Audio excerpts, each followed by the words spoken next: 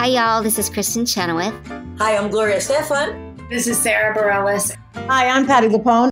This is Lin-Manuel Miranda. You're listening to the Broadway Podcast Network. Hi, I'm Evan Alexander Smith. Welcome to the Theater Podcast with Alan Seals.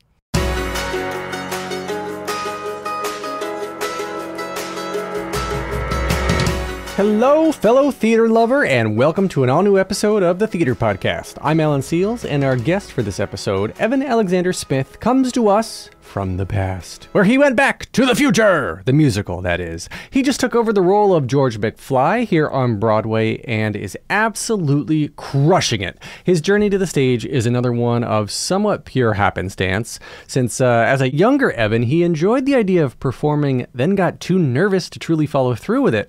But then, fast forward a little bit, and a random school friend of his asked him to tag along to an audition, and then he actually auditioned himself, and the rest, as they say, is history. If only we had a time-traveling DeLorean to go back and witness this ourselves. Oh well. So yeah, find me online on all the socials, leave a rating and a review wherever you're listening to this now, head over to Patreon and view video versions of these episodes. And so now everyone, please enjoy this episode with Evan Alexander Smith. Here you go. 1, 2, 3.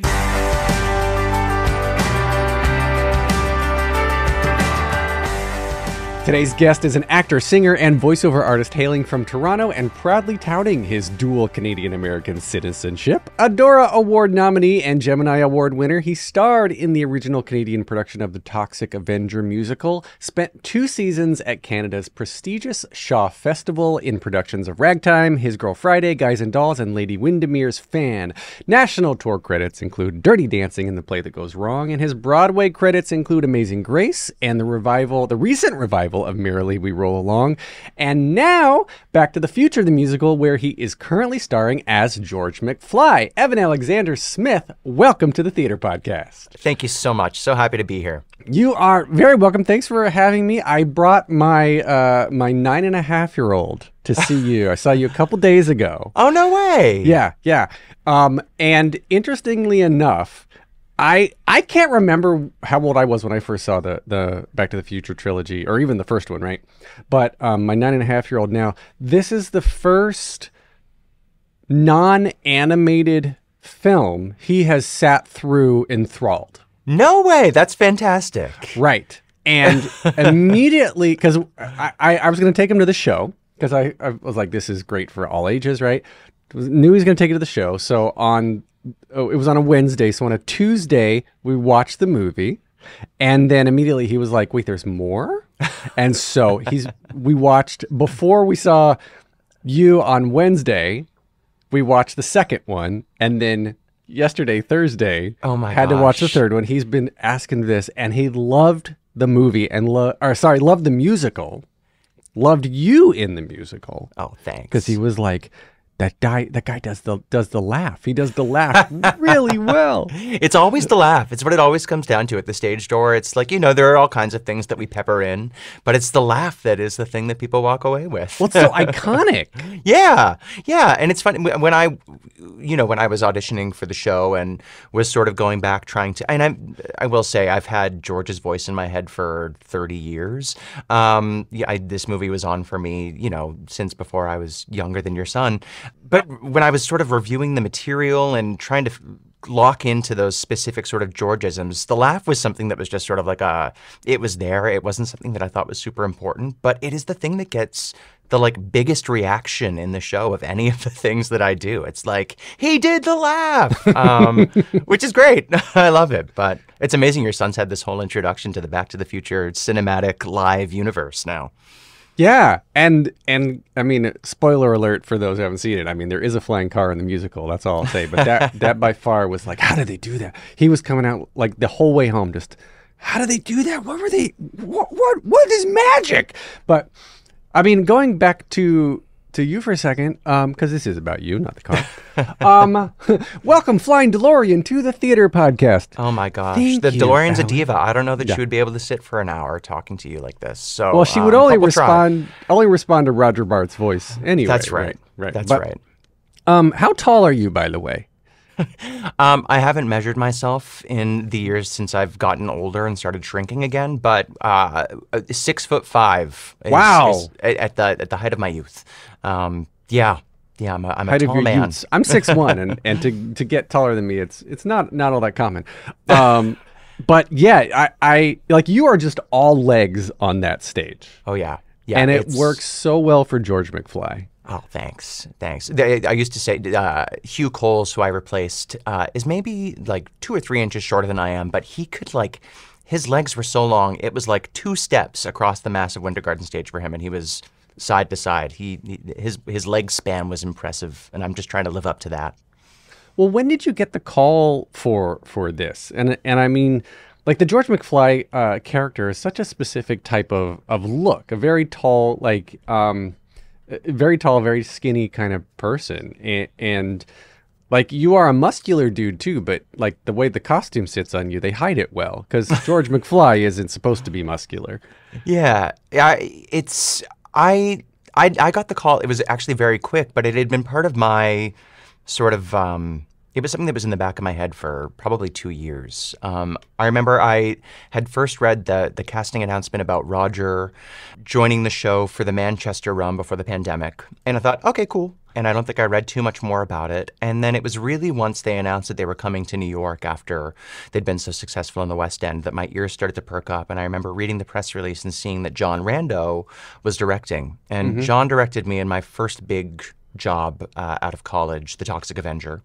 And I loved working with him. We really got along well. And I thought, oh my gosh. And like every actor does, I think when you see that a show is coming in, you go, is there a part for me? Right. And right away I was like, oh yes, George. I was understudying Seymour in Little Shop of Horrors at the time. And it feels like a very easy sort of trip between the two of them. So I immediately, I was like, oh my gosh, how do I get seen for this? Should I try to email John? What do I do? And I think almost instantaneously they announced that Hugh, who had been so terrific on the West End, was going to be transferring to Broadway with the show.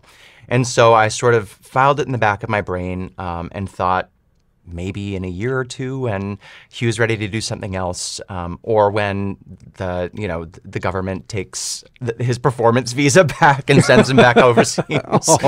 I might get in there. So it was so funny. It was in April that my agent called, and I had that week been thinking maybe now's the time that I should start trying to get it back on the radar of things. And he called and he said, I have an audition for you. He said, when I saw this show, you were the first person I thought of, and I think you should go in. I think you'd be fantastic. And from beginning to finish, I think like it was 3 auditions over the course of 3 or 4 weeks. It was very fast. Yeah, that all happened in April, and I was on stage rehearsing, about a month later at the end of May. So it was a whirlwind. April, May, wow. And then we're in August now as we're recording this. That's a really quick audition process. I mean, three auditions to get something like that. That's pretty quick. But I mean, for you, was it easy to sort of fall into the mannerisms? Because like you're the way you talk, your cadence, the way you move right now, like it's not George McFly. George is very specific it's a very specific kind of like it's beyond nerdy. I don't even know how to describe it. Like where do you go through to like find that physicality? Yeah, I mean, I watched the movies a ton while I was auditioning. We have the DVDs already. We had the trilogy, and so it was like I would wake up and I would put on the movie while I was making breakfast and answering emails, and it was just sort of back in my head. And you start to key into the very kind of specific vocal mannerisms. Like the first thing was that he has this sort of is it a lateral lisp where the back of his tongue sort of gets stuck in his jaw, and that was the first thing. And when I got that, then you start to realize his voice, everything he sort of says, it sort of falls off a cliff. It's almost like he's whining on every line, and you clue into these sort of specific things that act as a guidepost. So I found the sort of his manner of speaking quicker than I found his physicality. I think the thing about his physicality is I am not. You were very kind in your introduction in saying that I'm muscular. I'm a little beanstalk of a guy. I'm not very coordinated. At the stage door, a lot of the time people say like, "How did you pull off such bad dancing?" And I say, well, that's just me trying to be good is what it really is. And it looks bad, which works. So the physical stuff just sort of came with rehearsal and with living in it. And again, a lot of it is me. But again, it was just sort of watching and listening to that film over and over again, and just sort of picking up on little things one at a time, and then incorporating them slowly. So are you a good mimic like that? I go back to basically how I've gotten every role in the past, and I've just been trying to like mimic something else. You know, so some people can do that, and some people are like, nope, I'm going in with my own thing. You know, I think I wouldn't say I am. Like, I've never thought of myself as, like, I can't do impressions of anybody. So, not necessarily, but I think whatever it is about what Crispin was doing in the film and what Hugh was doing, which also informed a lot of my choices, it fit really well in a way that, you know, it just felt right. Yeah, no, I don't think I'm especially gifted as a mimic. I think it was just whatever it was about this, it fit like a glove, you know? I want to give a quick shout out too, because when I saw you, Jonalyn Saxer was in as Lorraine. As Lorraine, yeah. And just absolutely love understudies, standbys, swings, everything, and she blew me away with her performance. Just she's incredible. Quick shout out to Jonalyn. But so for you then, going back to Toronto, right? That's where you were born. I have family up in Toronto, so I've been there. I've been there quite a bit and love it. Yeah, and Toronto's actually like a good place for the people. I guess it's a feeder. It's a good feeder city for Broadway. Yeah. There are, especially right now, there are quite a few of us here. Chelina Kennedy's over at The Great Gatsby. Paul Nolan's doing Water for Elephants. There's a lot of us Canadians working on Broadway right now. It's a nicer place right now. Yeah. It's just a little more mapley. Yeah, you know, it's an incredible theater city. I actually grew up in the suburbs of Toronto, at a city called Mississauga, where there are actually a number of arts program high schools that have these incredible theater programs. Yeah, I mean, there's just theater everywhere. The thing, especially about when I was coming into the profession in my early 20s there, it was a really exciting time where we had a lot of original Canadian companies of Broadway shows. So we had Jersey Boys, we had The Toxic Avenger, and all of these productions. It was a really exciting time because for a lot of my childhood, and a lot of actually what's happening right now too, we would just sort of get U.S. tours that would stop in, and we wouldn't have a lot of those productions where there were opportunities for Canadians to be in them. But it was a really exciting time, and there was a lot of excitement about these all Canadian casts of these big Broadway shows. And so it gave a lot of us this kind of incredible start that other generations of artists in Toronto might not have gotten. And it gives us the opportunity to work with Broadway creative teams and just sort of understand that world of commercial theater a little bit more. But then outside of Toronto, there are these incredible theater festivals like Stratford and Shaw, which is really kind of what I felt when I was in college. And I think a lot of theater students feel this way. Those are the kind of destination for Canadian actors who want to work in theater, because we don't have so many of those Broadway shows that do sit-down Canadian productions. You know, we have these incredible regional theaters instead, and especially those two, really, really amazing theater that have, and those places have just been these breeding grounds for incredible artists who have also found their way down here. Well, rewind even farther then. So when you were little, though, do you remember what age you were when you first started getting attracted to the stage? Was it TV or film? Was it theater specifically? Yeah, in terms of wanting to be an actor, it was theater. My parents took me to a production of Oliver in Toronto that starred this incredible... I think every kid wants to be an Oliver. Yeah, you know? So you just want to be one of the orphans. Yeah. And Colin Feore was Fagin in that, and he was unbelievable, and I remember just sort of being transfixed by him. And the next day I told my dad I wanted to try to find acting lessons or like a theater camp, and he spent like a week scouring at that point like newspaper ads trying to find things. Because how old were you at this point? I was 10. Okay. So this is 1998, maybe 97. And I remember he found a couple of them, and then I got too scared. And said, actually, no, I'm okay. I was a kid, and I think I was amazed by it and also freaked out. I was bullied a lot when I was a kid. I wasn't super popular, and I think the idea of putting myself out there at that age was scary. But eventually, in 8th grade, my best friend told me that he was auditioning for this arts high school not far away, and he told me I should come along with him to the audition. And I, at that point, didn't really have, acting was not on my radar, performing wasn't a thing. I hadn't really done, our elementary school didn't have an arts program. But I went along and I auditioned and I got in, and that was the beginning of what became, an intense love for theater. My parents always loved theater. They had subscriptions to the touring house in Toronto. When we would go on road trips, they always listened to Les Mis. It was like a thing, but it never. It's a long album to listen to. Yeah, road trip. It's good. Yeah, it was like 4 hours of Les Mis every time we drove to Ottawa, but. We did, and funnily enough, we did Les Mis in 9th grade. It was the first show I did there in the fall. I was in the ensemble, and on the curtain call of the final performance, I was just bawling, I was in a pool of tears because I didn't want it to end. And that's when I knew that, that there was something there that I wanted to explore, I think. And then I was just really lucky to be surrounded by people who encouraged me to keep going. So at that one moment where your friend is heading to the audition and says, you need to come with me, it would be fun. And you're like, yeah, whatever. If you had not gone to that audition, where do you think you would be right now? Oh, gosh, I don't know. I wasn't super passionate about anything else particularly at that point. I think I was an open book, which is what was so helpful in terms of finding my way in, because I was really open and ready to find something like that. I didn't play sports growing up. I was unathletic. I played a lot of video games and hung out with my friends and watched movies.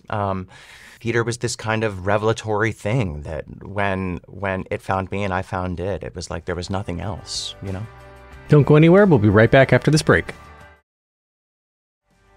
Welcome back to the episode. As someone also who has been bullied as a child, I found respite.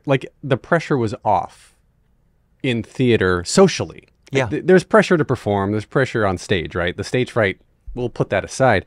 But I always like to say that your theater troupe is a band of merry misfits. Yes. It's everyone who doesn't fit anywhere else all seems to fit together to do the show. Yeah. Well, and that was the incredible thing about that high school, because it was 80% students who were part of the arts program. And there were visual artists, there were dancers, there were actors, there were musicians. So it was a high school full of those, merry misfits, Yeah. It was like all the weirdos found each other and hung out. And it was just a great environment because everybody got to do everything. And you were always surrounded by somebody doing some form of art.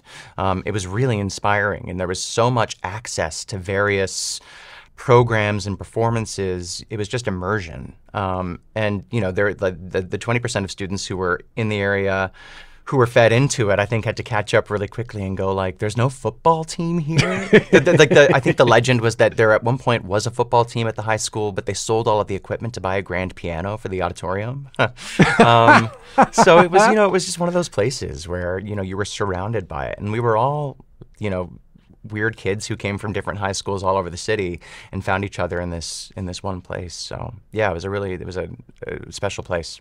That's cool. Yeah, I love the stories. I mean, like you kind of leave behind. I was going to say your troubled past, but that kind of stuff never leaves you. No. As a child, especially, it influences who you become now and how you interact with other people, because you know what it's like to be on the receiving end of that. Yeah, absolutely. And I think it's part of why I connected with George and with Seymour so much. The way that I let those vulnerabilities come through my work. Well, it's cathartic too, because you can kind of work through it. Yeah, definitely.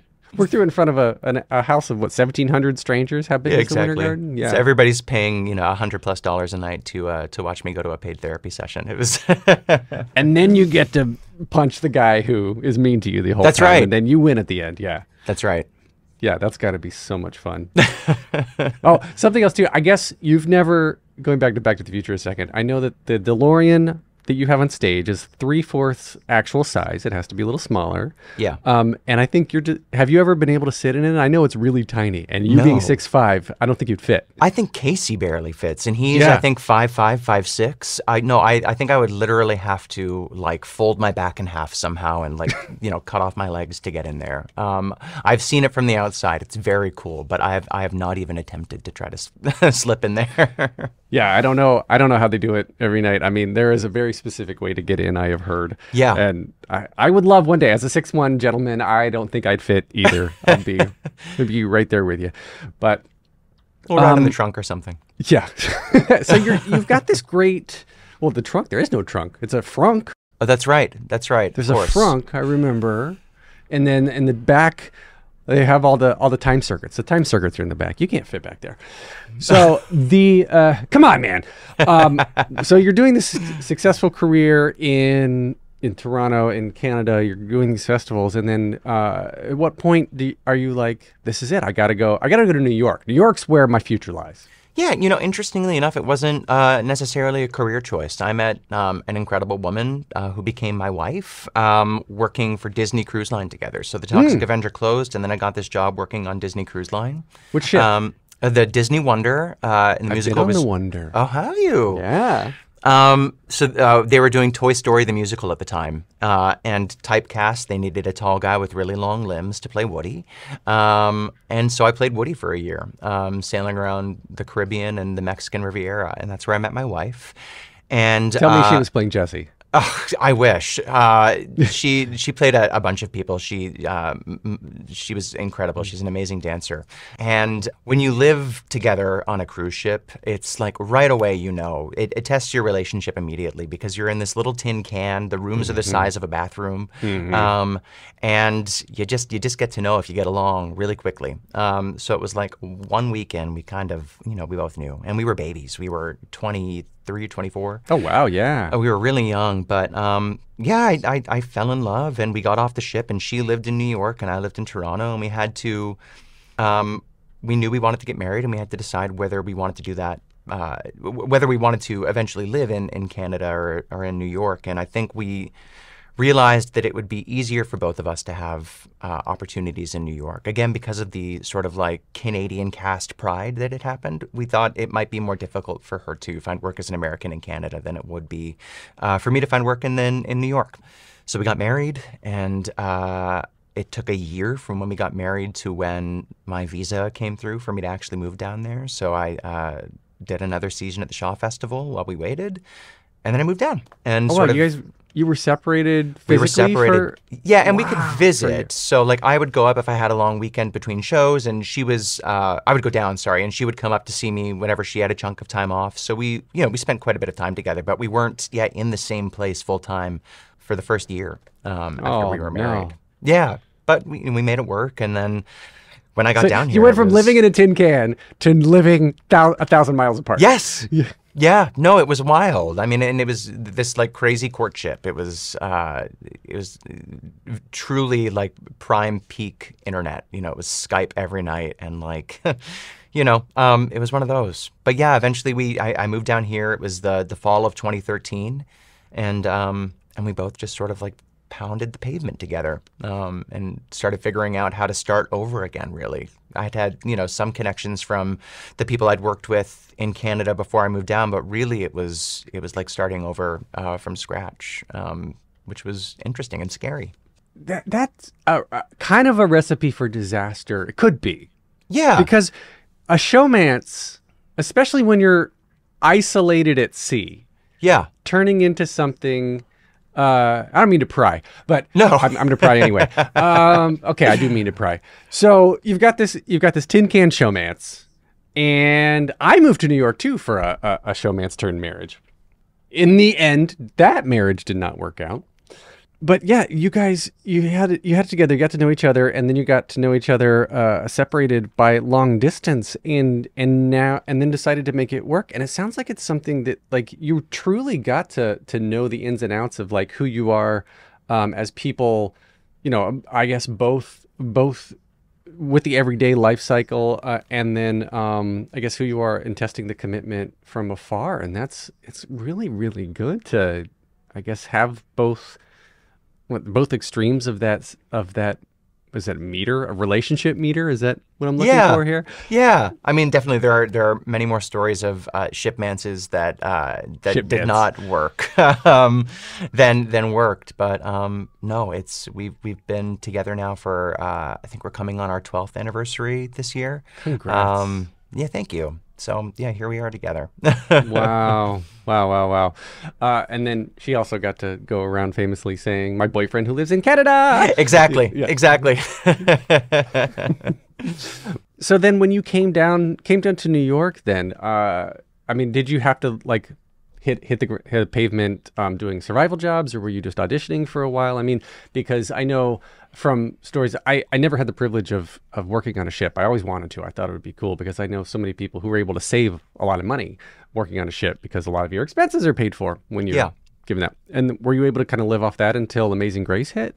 So there was a while between the ship and when I moved to New York. The amazing thing about the ship was that it helped me pay off my student debt. And in Canada, many of us go. The cost of education is much cheaper in Canada than it is in America.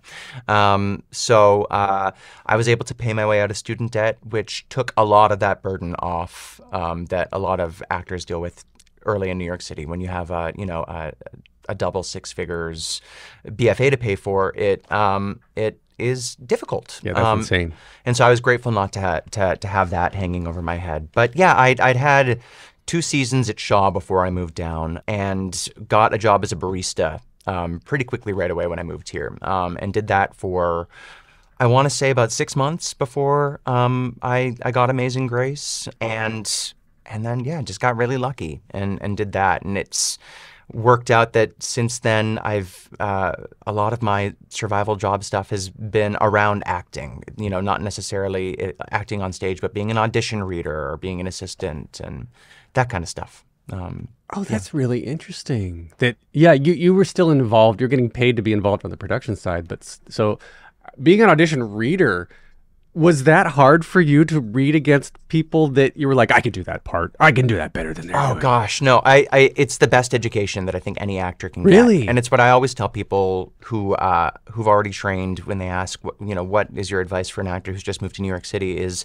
once you've started auditioning for people at, open calls or whatever, and once casting directors get to know you a little bit, if you can find a way to be a reader for them, it is just so enlightening. And I think beyond the fact that you're sort of getting paid to watch incredible actors act, it also does this thing where it normalizes being in an audition environment. I remember early in New York, I would feel this kind of fear or anxiety the second that audition room door opened and they said, "Okay, Evan, come on in."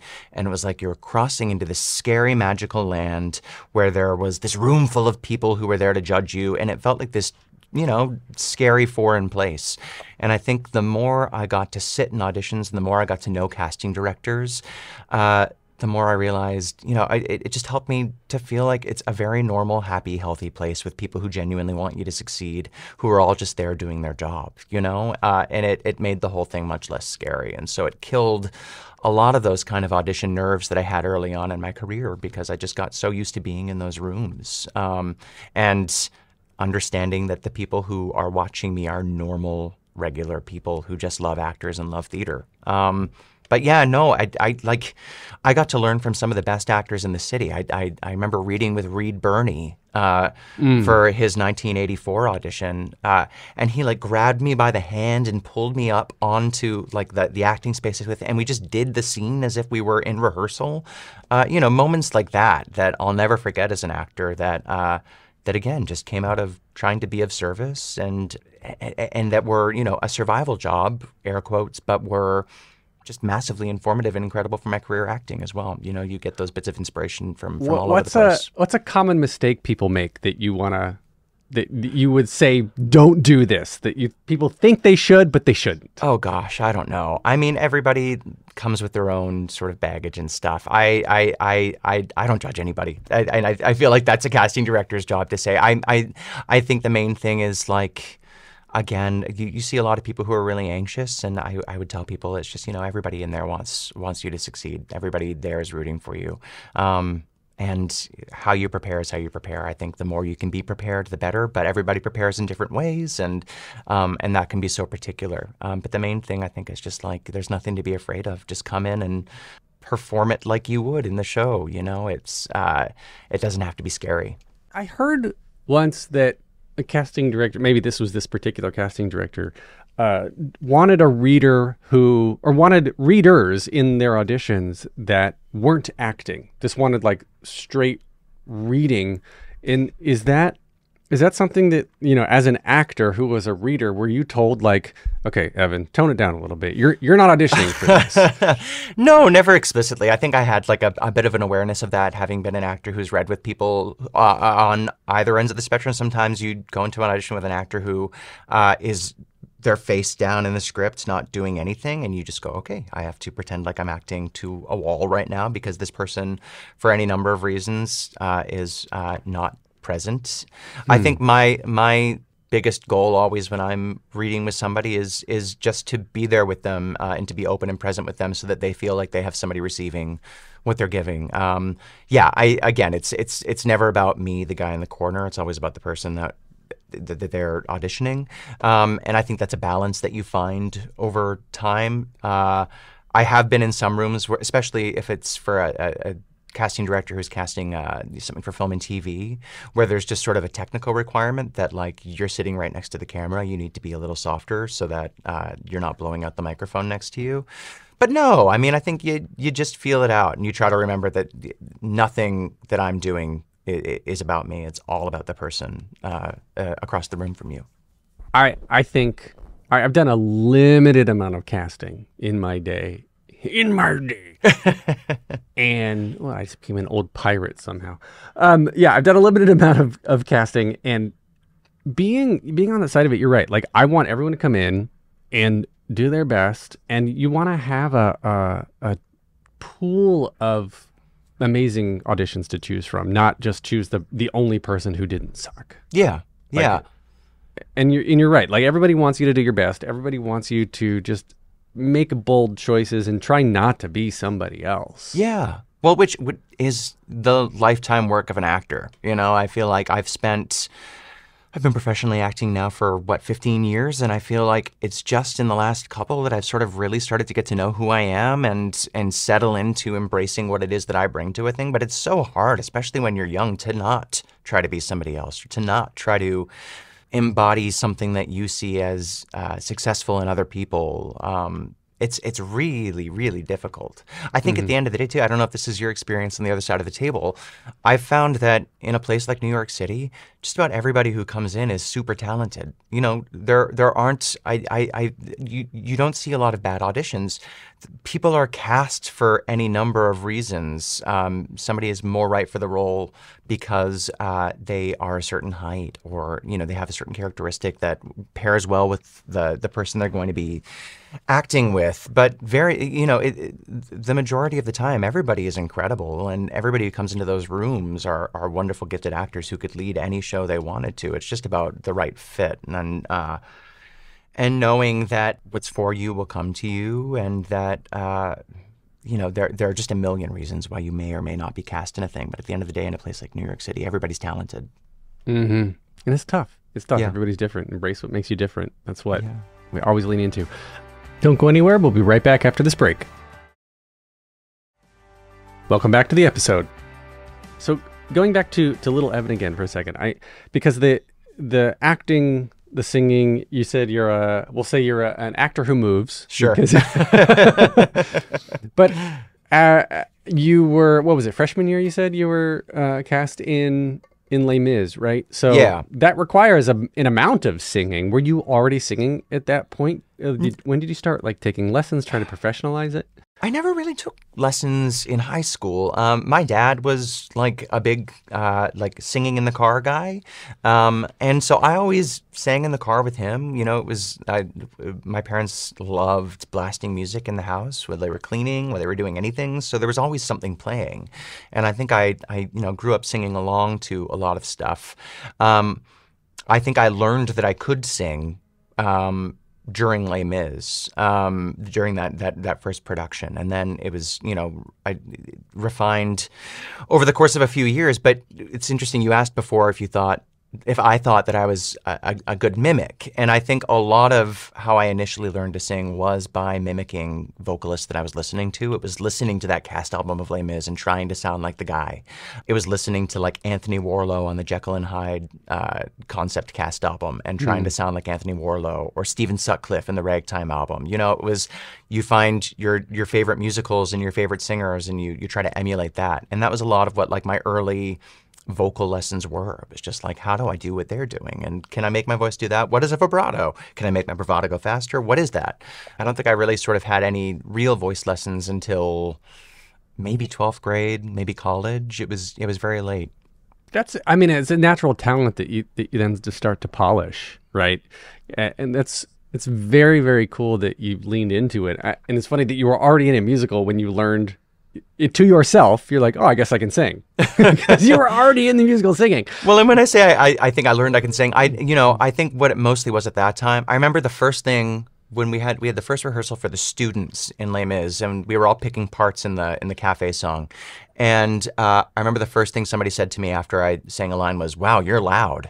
So I don't know that it was good right away. I think it was just loud and maybe on pitch, and then you figure it out. Well, so then something like Merrily We Roll Along, I mean, that everybody I know was talking about that. And you've got multiple or I guess the three leads, right? Lindsay, Daniel, and Jonathan.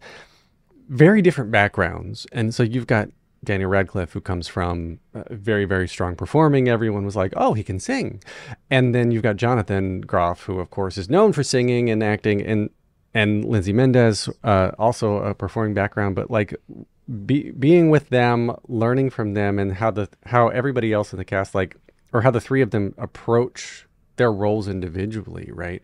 Like their process of going through finding the characters and finding their singing and whatnot. Was that different? Like, what did you learn from the three of them, given that they came from the three distinctly different backgrounds? I think what I learned from them was that at the end of the day, it all comes down to the storytelling. Dan does not come from a singing background, but I think has a really beautiful voice that he, and he was working with a vocal coach for a lot of the preparation for Merrily. But I think at the end of the day, even if he hadn't, what was so beautiful about Dan's performance was how present and alive he was, and the beautiful choices that he made, and the aspects of himself that he was able to bring to it. I don't think people after the first, measure or two of hearing him sing, I think there's that moment where people come in and go like, does Daniel Radcliffe sing? Mm-hmm. I think they hear that, and then almost right away they forget about it, because it becomes about watching him play Charlie Kringus and watching him embody that. And certainly the same thing with Dan and Jonathan and Lindsay as well. Everybody knows that Jonathan and Lindsay have these incredible voices, and we've seen them in many musicals. But I think you stop listening to the singing as much as watching them tell the story and live in this beautiful friendship and relationship that they created among the three of them over the course of a few years. So weirdly, it was really freeing, because it was so much not about the voice. And there's gorgeous music in Merrily We Roll Along, and some of my favorite songs that I've ever gotten to sing. But it was never really about that. We never talked a whole lot about the phrasing of musical numbers or how things had to sound, especially for those of us that covered the three of them. It was really just about how do we find the beauty of these relationships and how do we tell the story. And did you pull that into George McFly? I mean, Back to the Future is much less serious than Merrily is. Yeah. But it's still a love story. It's still telling a story. Yeah. An incredible story. Absolutely. And I think it was important to me that when I started rehearsals with George that you have to always be aware that you're in a comedy and that it's entertaining and people are here to have fun and we're here to bring joy to people. But I have to love George, and I have to take everything that he's going through intensely seriously, because he does. He's somebody who's scared of everything, he doesn't know what it's like to have a girlfriend or to have friends even, really. His closest friends are his bullies. And so for George, he's almost going through this incredible drama. And a lot of the comedy comes out about how deeply he feels his feelings. So, yeah, I take playing George as seriously as I took playing Seymour or playing Frank, those roles that I understudied, and then let the humor come out of that character behavior. That's great. I love that. All right, so we're going to wind down here and start our little game segment, Plot in 60 Seconds. Great. Are you familiar with this? I am. Okay. So, let's see. You give me a number 1 through... Let me pull it up. Okay. You give me a number 1 through 16, and it's going to correspond to a popular musical that you should be able to give me the plot to, and you have 60 seconds to do it. Oh, man. Okay. Let's do 13. All right. 60 seconds up on the clock. 13 is Beauty and the Beast. Go. Oh, my gosh. Beauty and the Beast is about a woman named Belle who lives in a small provincial town in France. Her father, Maurice, is a mad scientist. He goes venturing out into the countryside, and he stumbles into a castle where he's taken prisoner by a prince-turned-beast who's been cursed because of his vanity. 45 seconds remaining. Belle goes to find him. They do a trade. Maurice goes back home. Belle stays. Belle and the Beast develop a relationship. They fall in love. Belle has to go back home to save her father. The Beast lets her go. We realize, oh no, he's a tender, warm soul. They fall in love. Gaston, remaining. this big jerk with muscles, comes and tries to kill the Beast. He doesn't. Everything ends up happy. The Beast finds true love and transforms back into the prince that he was because he realizes that true beauty is on the inside, and they live happily ever after. Nice! In 90 seconds, 50 seconds. Math is a thing. Oh my gosh. It's especially challenging for me because I'm so long-winded that this could have ended up being a 60-minute recap of Beauty and the Beast. Listen, that was a good pitch. That was a good plot summary. I really enjoyed that. Okay, let's see. So the 3 standard closing questions, of course, that I like to wrap up with is the first one we'll start with is just what motivates you. Oh gosh, what motivates me? I like to do work that that makes people happy, with people that make each other happy. I think that's the beautiful thing about Back to the Future is it's such a wonderful family that coming to work and doing a thing that brings people so much joy with people who are so joyful, it really feels like everything that I've always wanted in my career. So making people happy is kind of the big thing. And it's what I try to do at work. It's the kind of leader that I try to be in a company. And it's what I hope that our show does for people when they come to see it. What advice would you give to your younger self and younger people listening now, starting out down a similar path? Oh, gosh, don't worry so much about what other people think of you. And the more yourself you are, the happier you'll be and probably the more successful you'll be. Love it. Last question. If you could only see one show for the rest of your life, but you could see it as many times as you want, what would you see? Oh, gosh. It's a tie, I think, between West Side Story and Little Shop of Horrors, which I think are like 2 of the most perfect musicals ever written. Wow. Yeah, I get that. I get that. All right. Where can we find you online and connect with you on social media? Yeah, you can find me on Instagram and Threads at I am Evan Smith. Or you can click on to my website at www.evanalexandersmith.com. Get his resume, get his headshots, get everything about it, and maybe get this episode. I'll give you the embed code, and you can put this on your video page. Incredible. Cool. You can get me at theater_podcast on Threads, Instagram, TikTok. I'm on Facebook. Leave a rating and a review on whatever podcast platform you're listening on now. Jukebox the Ghost gave us our intro and outro music, and Evan Alexander Smith gave us this wonderful chat. Thanks, Evan. I really got really got to glad you. Really glad I got to know you. Thank you. It was so nice talking to you. Take a deep breath, make the world a little colorful.